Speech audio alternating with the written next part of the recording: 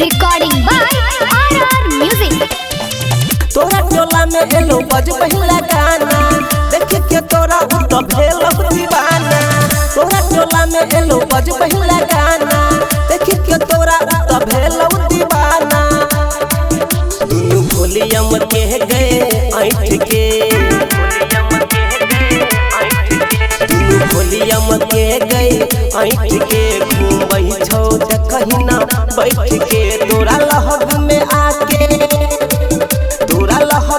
आके तोरा से पूछै छौ तोहर हाल चाल। डीजे बहाला कहै छौ माल माल ऑपरेटर कहै छौ माल।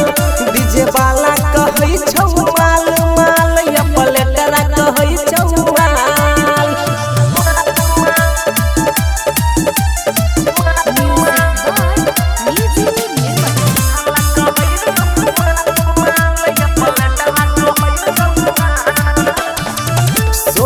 के उमरिया छौक लहा गई छौ कांच के।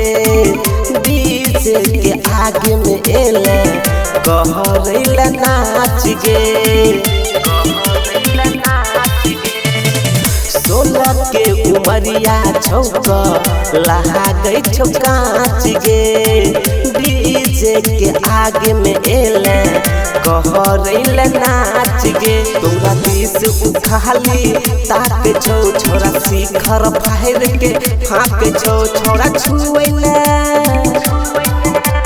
छुएला चाहो लाल लाल छौरी गे तोहर गाल गाल। डीजे बहाला कहै छौ माल माल पलटरा कहै छौ माल।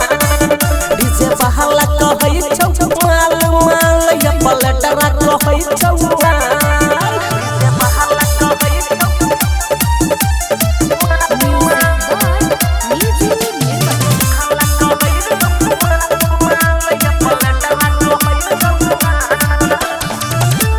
मटकोर तोहर बरकी बहिन के लाले लाले ऐल जाको लहंगा बहिन के।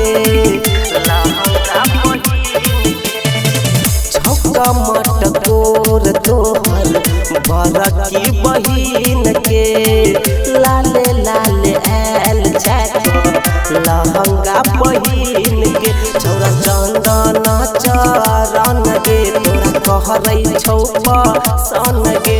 अंकित